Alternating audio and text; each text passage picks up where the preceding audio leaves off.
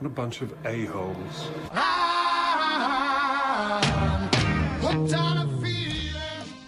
Welcome back to another edition of Action Video Game Talk. I'm your host, Scott Action Jackson. Once again, thanks for joining me when I'm going to be here more or less revealing some news articles as far as video games along with my opinions on them. So let's just get right into it. We've learned that Hyrule Warriors will be missing a feature that some were hoping for. According to the official Twitter account for the game, online play is not supported.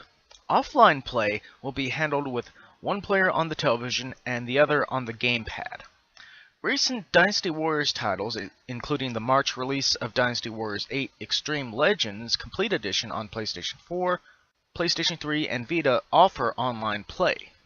So Hyrule Warriors will not have online support, but it will still keep the co-op, which is a bit strange, but kind of a given, considering it seems like major Nintendo titles will be usually the ones that have the online support, like Mario Kart and the upcoming Super Smash Bros.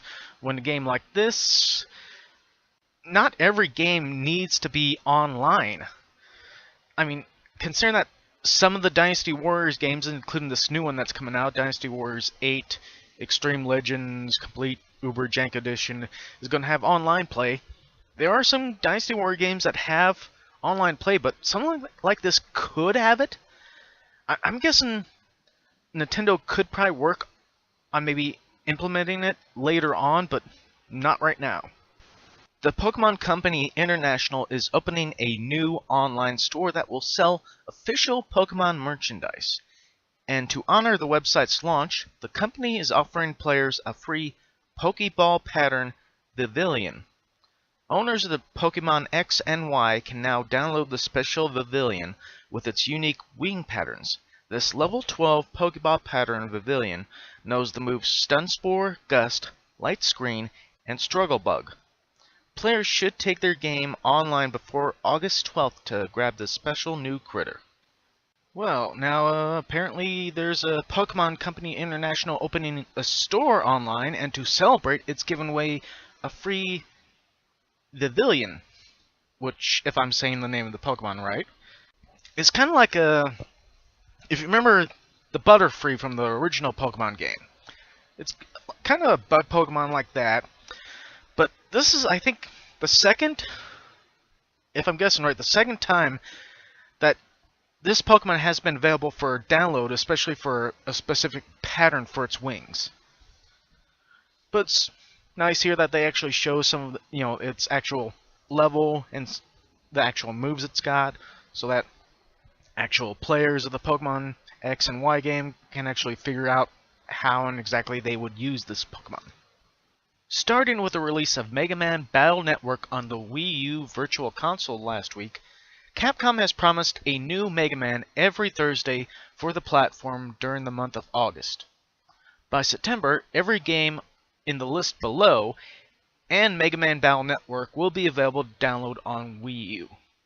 Mega Man 5 from the NES, Mega Man 6 from the NES, Mega Man X3 from the Super Nintendo, Mega Man Battle Chip Challenge from the Game Boy Advance. Unfortunately, Capcom deliberately avoided revealing in what order the games will release, so if there is one in particular you'd like to download, you will have to check in every Thursday. This is just the first of many planned Virtual Console release from Capcom. It is nice to have some of these older games actually appear for the Wii U on the Virtual Console, although nothing will actually have the same feeling you have as actually physically holding the old school game in your hand. Now this is nice for some of the new players, some of the new actual gamers out there to try some of these older games.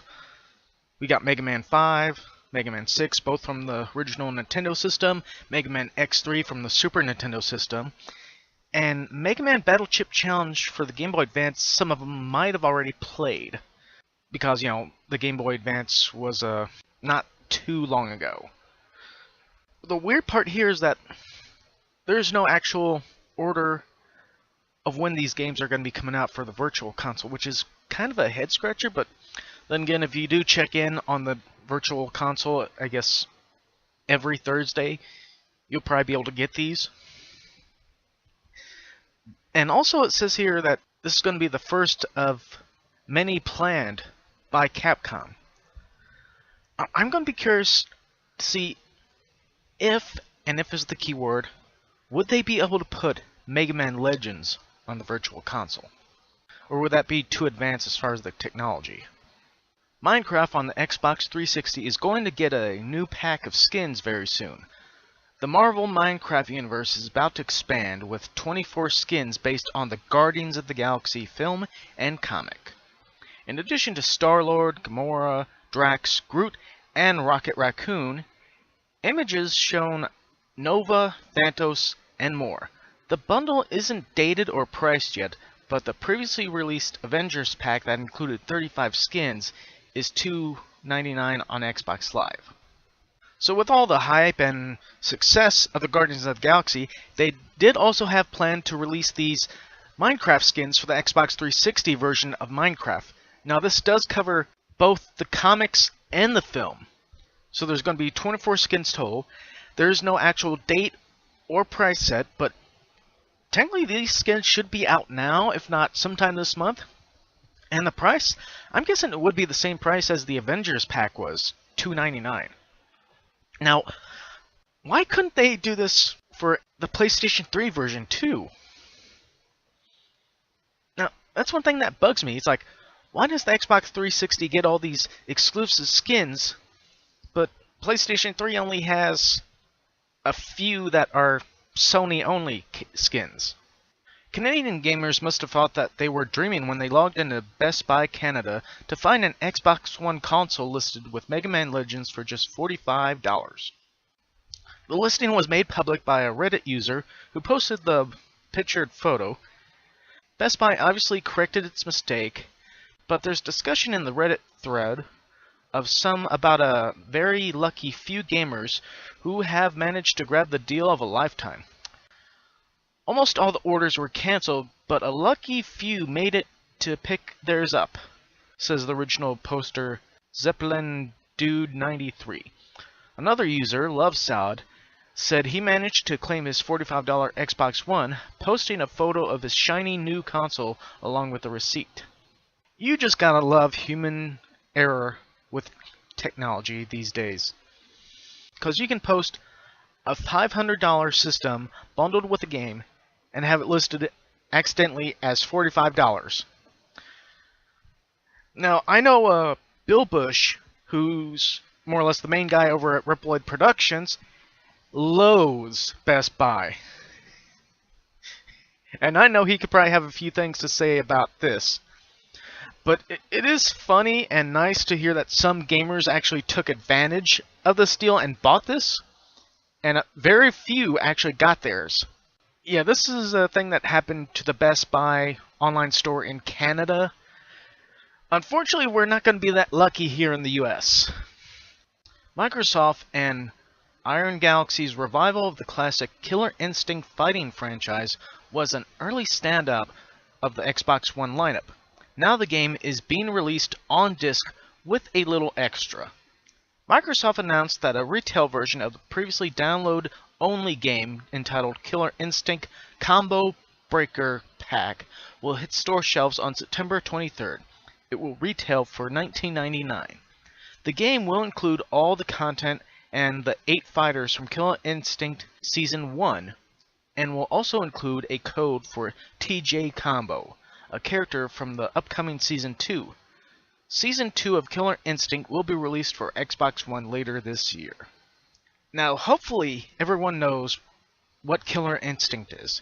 It's a fighting game, but recently, it was an Xbox One exclusive. And for some reason, they decided to make this into seasons, where the first season actually had, 8 characters? 8 fighters to choose from? And they are planning a second season. Well, here, they are releasing the first season on retail. And not only that, but they're going to include a bonus fighter that's going to be part of the second season. TJ Combo, who was part of... Was he part of the original? Yeah, I think he was part of the first Killer Instinct game back on the Super Nintendo. But I'm curious to see how many other original Killer Instinct fighters they're going to be putting into this game, and if later on they're going to make maybe like a complete retail edition of Killer Instinct. The second major DLC pack for Respawn's Titanfall has been released. Entitled Frontier's Edge, the DLC features 3 new maps for Titanfall: Dig Site, an isolated mining outpost; Haven, an exclusive beach resort; and Export, a mining hub on the side of a mountain. The DLC coincides with a new update for the game as well, which adds some new achievements. Titanfall Frontier's Edge retails for $9.99 and is available now. So a second set of downloadable content came out for the Titanfall game. Is it me, or are they taking a while to release these DLC packs? I think with them taking this long to release them, they have to be losing. I keep hearing and seeing online more and more people losing interest in Titanfall, which kind of happens when your only mode of gameplay is an online campaign. Sony has announced that 6 titles come to PlayStation Plus on August 5th. On PlayStation 4, you get The Road Not Taken and Fez. On PlayStation 3, Crysis 3 and Proteus. Finally, Vita owners will get Dragon's Crown and the new release Metro Crow. Fez and Proteus is both cross-buy titles. That means you'll get Fez for PS3 and Vita, and Proteus for Vita as part of this month's deal. These titles will be available until the first Tuesday in September, at which time a new batch will be available. You'll be able to download them when the PlayStation 4 refreshes on this coming Tuesday, August 5th. Atlus has confirmed that Dragon's Crown will also include both versions, PlayStation 3 and Vita, as part of PlayStation Plus. The title isn't cross-buy, and the only way to take advantage of the bundle is via PlayStation Plus this month. So with August starting, we do have new games for the PlayStation Plus membership. So let's start this off. PlayStation 4, you get The Road Not Taken, and Fez, which Fez can also be downloaded for the PlayStation 3. On the PlayStation 3, you have Crysis 3 and Proteus, which I think Proteus can be downloaded for, the Vita also. And for Vita owners, you have Dragon's Crown, which can also be downloaded for the PlayStation 3, and Metric Crow. I keep having issues with that name. Fez and Proteus are both cross-buy, so we'll be getting them for both PS3 and Vita. I thought Fez was PS4. Never mind. And of course, these are going to be available until the first Tuesday in September, in which case there'll probably be another news article as far as what games are going to be available in September. If you've been looking wistfully at your stack of 3D Blu-ray movies and wondering just when you'll be able to play them on your new console, we have some good news. If you're a PlayStation 4 owner, you can now get the most out of your film library. The latest firmware update, 1.75, adds the capability, along with a few minor adjustments. Sound quality featuring 1.5 times playback is improved, but still amusing. System messages have moved from the right side of your screen to the left. You can also configure your system to automatically receive featured content. You can enable this in the system settings, which will push material to your PlayStation 4 when powered on or in standby mode. If you're an Xbox One user, you'll be getting 3D support, along with a host of new social improvements in the August update. If you're in the preview program, you should receive that patch soon, if you haven't already. So for those who have these 3D Blu-ray movies at home and have been wondering when they'll be able to use them on their PlayStation 4, let alone their 3D actual TVs, now you know that you can start doing it thanks to this new firmware update. And I'm sure there's probably a good amount of them out there. And apparently the Xbox One is going to get this feature pretty soon if they don't already, so. A wealth of new information for Sumo Digital's Little Big Planet 3 were brought to light. we now know exactly when we'll be able to start building new worlds and levels again. In addition to this news, pre-order bonuses have also been detailed. Those who pre-ordered at participating retailers get a Sackboy plushie free of charge. If you pre-order at Target, your Sackboy plush will feature a Target hat. Pre-ordering also gives you access to Day 1 edition of the title, which gives you access to the PlayStation 4 Players Pack DLC. In addition, exclusive costume packs are available if you pre-order from GameStop, Best Buy, or Amazon. GameStop offers the Mystical Creatures costume pack. Best Buy will snag you the Hidden Creatures costume pack, and pre-ordering on Amazon nets you the PlayStation Favorites costume pack.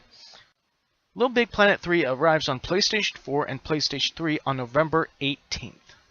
So we do actually have a release date for Little Big Planet 3 for PlayStation 4 and PlayStation 3. It is going to be November 18th, or at least so far it's November 18th. Between now and then they could change around. But also they've revealed the pre-order bonuses. Different DLC packs they could get for pre-ordering it. GameStop has one, Best Buy has one, Amazon has one. And I'm sure with Sony, they'll probably be having an additional Day 1. There's going to be a lot of actual DLC characters, costumes. There's going to be a lot of this stuff out there for Little Big Planet 3. Let alone it looks like they are still doing it for Little Big Planet 2 also. Disney's hit movie Maleficent is coming to Little Big Planet 2 this week in the form of a Maleficent mini pack DLC. The DLC contains 2 costumes based on characters Maleficent and Aurora, as well as some themed stickers. The DLC is available for Little Big Planet 2, Little Big Planet Karting, and the Little Big Planet on PlayStation Vita. They are still releasing downloadable content for Little Big Planet 2, even though they've just recently talked about making Little Big Planet 3. Well, technically this is going to be more than Little Big Planet 2. This is the Maleficent mini pack, which has the which has 2 costumes from the movie Maleficent from Disney. Maleficent herself, Aurora, who most people know as Sleeping Beauty, and some stickers. Now, this DLC is supposed to be coming out for Little Big Planet 2, Little Big Planet Karting, and Little Big Planet for the Vita. Yeah, I'm guessing this DLC is coming out this week. Couldn't they just save this for Little Big Planet 3? Activision has announced a number of different premium versions of Call of Duty Advanced Warfare. While the bits and bobs of digital and physical content that come in each will likely motivate some fans, there's a new trend emerging that has caught our eye. There are physical and digital versions of 2 different premium SKUs. The digital limited edition, $79.99, comes with a bonus multiplayer map, Atlas Gorge, and a digital content pack featuring 2 weapons, an Atlas decorated exoskeleton, an Atlas helmet, and 5 bonus supply drops. These will be further explained at the multiplayer reveal on August 11th. The limited edition also comes with an extra upgrade token for the exoskeleton in the single-player campaign. It also includes a steelbook case and the Welcome to Atlas Advanced Soldier Manual. The Pro Edition comes with everything in the limited edition, but also includes the Season Pass. As per usual, Advanced Warfighter will get 4 map packs. The price for this is $119.99. In effect, the Season Pass adds $40 to the cost, which is $10 less than if you were to purchase one for the Call of Duty Ghosts. The standalone price for the Season Pass has not yet been announced. The Digital Pro Edition comes with the digital content of the limited edition, the Season Pass, and a not yet described personalization pack. It will cost $99.99.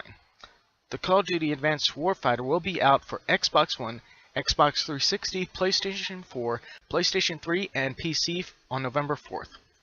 So for those Call of Duty fans out there, you probably remember how the previous collector's editions used to be. You had a Harden and Prestige Edition, and I think, yeah, the Prestige Edition was the most expensive version. I think it was like $200 or $300, because it usually came with a bonus actual physical item. When the Harden Edition, I got those two confused now. But the cheaper version just had all the stuff that you had, the game, all the digital downloadable stuff, including the Season Pass. And then the more expensive one had an actual physical item. Well, with this, it's a little bit of less of that. What we have here is no longer do we have Harden and Prestige Edition. Now we have an Atlas Limited Edition and an Atlas Pro Edition. And this Limited Edition, all it has is all the digital download stuff, including the soundtrack. Now the Pro Edition, now the Limited Edition is costing $79.99. The Pro Edition, which includes all the stuff from the Limited Edition, is $119.99, but it includes the Season Pass. So it only goes up some from the Season Pass. No physical items, besides from the soundtrack. No physical major like helicopter or goggles or something like that. Nothing like that here. Which, I'm glad. Because some of those collector's editions were huge. And man, don't even get me started with the huge Titanfall collector's edition. Ugh. Pre-ordering Destiny will net you exclusive access to weapons and gears from the Vanguard Armory. According to Bungie, the gear will be a timed exclusive until at least fall 2015. Last week, Walmart canceled some customers' pre-orders of the $150 Destiny Ghost Edition due to stock shortage. Activision commented on the situation, saying the incredible demand for Ghost Edition has exceeded even our high expectations. We made as many as we could, and in collaboration with Bungie, we always wanted it to remain truly limited. So with these Vanguard Armory weapons, it just looks like your standard set of weapons, just with the Vanguard logo on them. Now, the other thing here was the fact that some of the pre-orders had to be canceled for the Destiny Ghost Edition because they were short on the stock that they actually had, which is possible. Bungie wanted to make sure that this was an actual limited product, the Destiny Ghost Edition, because they weren't going to make that many of them. That simple. The only bad part was some places only had this available for a few hours to maybe 2 or 3 days, and that was it. Which was disappointing, because by the time people found out about these, the Ghost Edition and the Limited Edition, they were shut off. Activision has announced some stats to cap off last week's beta testing for Destiny. According to CEO of Activision Publishing, the week of testing was the largest console beta for a new IP to date. The beta began on July 17th with the PlayStation kickoff, through the July 23rd edition of Xbox players, finally accumulating on the evening of July 23rd. During that time, 4,638,937 players sampled the game and helped Bungie prepare for the September launch. We surpassed even our own goals, and the feedback was invaluable, said Bungie Chief Operating Officer Pete Powers. We cannot thank the community enough. The response was humbling, and in the weeks ahead we'll be working hard to ensure that Destiny lives up to the expectations at launch. Destiny will be out for Xbox One, Xbox 360, PlayStation 4, and PlayStation 3 on September 9th. Now, those are some nice stats as far as the Destiny beta, but I do actually have some more listed right here, because I have the breakdown for the Destiny beta. The player stats breakdown. Players, 4,638,937. Concurrent players, 853,235. Guardians created, 6.5 million. Companion users, 966,163. Games played, 88,384,720. On average, you spent more than 20% of your time in the tower. You know the music. As far as the story strike stats, it seems 851,264 people visited the moon when that was available, which is bullshit that they only had open for 2 frickin' hours on the worst possible time. And apparently 1,969 people claimed to have landed on the moon, but totally faked it. Go figure. As far as Crucible stats, shows, man, quite a few as far as like kills, captured zones, vehicle splatters, but shows for their Iron Banner that they had, their little event over there, they had 1,010,401 players putting their skills to the test in the Iron Banner event. And it shows 777,000 were on their iPhone using the Destiny Companion app. These are some nice stats, especially for a brand new actual game that they just came out with. Now, if this stuff is just for the beta, imagine what they're going to be able to do with the full game once it comes out. GameStop is preparing to introduce its own credit card, according to Destructoid. The site says the interest rate for the credit card will be 26.99%, about double the current market average of 13%. The card will be closely tied to the company's Power Up Rewards program, and will reward customers with 5,000 points for basic members and 15,000 points for pro members. Destructoid was able to uncover photos, which look to be marketing materials for the credit card. So far, details on when we might see this card are unknown. However, Destructoid sources claim that Power Rewards members have already been approved for use of the card, suggesting we may see it soon. Now, I know when it involves with me giving my opinion on GameStop, I have to be a bit careful with it, considering that I do work for GameStop, but my opinion does not reflect the actual company itself or any other companies like that. So when I started seeing stuff about an actual credit card for GameStop, I was thinking, what the fuck is going on? I mean, seriously, when you think of the name GameStop, guess what? Game Stop. This is supposed to be a shop about games. Games, game accessories, game guides. There shouldn't be anything to do with credit cards. What the hell are they thinking?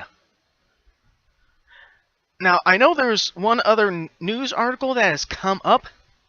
Apparently, a GameStop over in Philadelphia is starting to do thumb fingerprints for people who trade in stuff. In my opinion, this is more bullshit. I mean, I could see why they want to do that, to try and get rid of some of these actual thieves who steal stuff and try to sell it at GameStop. But when you have normal, regular customers who just want to come in, trade in the games that they actually own and have played, and it's like, why do I have to scan my thumb? Don't you trust me? It's like that's what it is. It's an insult to the normal customers. See, for normal people who just go to GameStop to buy games, the accessories, guidebooks, all this extra stuff they're throwing in, the iDevices, this credit card, it's not what we signed up for. We're not here for that crap. We're here for games. This is only my opinion on these matters. Whatever they're doing over there in Philadelphia, I hope and pray that they either do something else about it, or at least never try to bring that over to other GameStops.